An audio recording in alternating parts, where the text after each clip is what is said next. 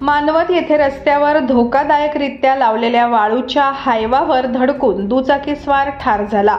ही घटना 17 तारखेला सकाळी 6 वाजेच्या सुमारास राष्ट्रीय महामार्गावरील कैलास पेट्रोल पंपासमोर घडली आहे। सुरेश आसाराम हारकळ, वय वर्ष 32, राहणार कोल्हा, तालुका मानवत असे मृत्युमुखी पडलेल्या शेतमजुराचे नाव आहे।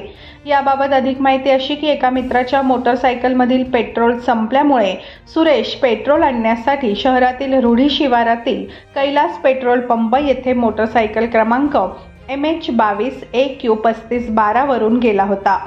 यावेळी पेट्रोल घेऊन कोल्हा येथे जात असताना रस्त्यात धोकादायकरित्या लावलेल्या हायवा क्रमांक MH14BJ2506 ला तो जोरदार धडकला। या अपघातात गंभीर जखमीही झाला। त्याला पेट्रोल पंपावरील कर्मचारी व नागरिकांनी परभणीच्या जिल्हा शासकीय रुग्णालयात दाखल केले, परंतु उपचारादरम्यान त्याचा मृत्यू झाला। मृताचा चुलत भाऊ मुंजाभाऊ हारकाळ, वय वर्ष 38 याच्या फिर्यादीवरून हायवा चालकाविरुद्ध गुन्हा दाखल करण्यात आलेला आहे। मृत सुरेश हारकाळ याच्या पश्चात आई, पत्नी, लहान मुलगी असा परिवार आहे। पुढील तपास फौजदार दिगंबर पाटील करत आहे।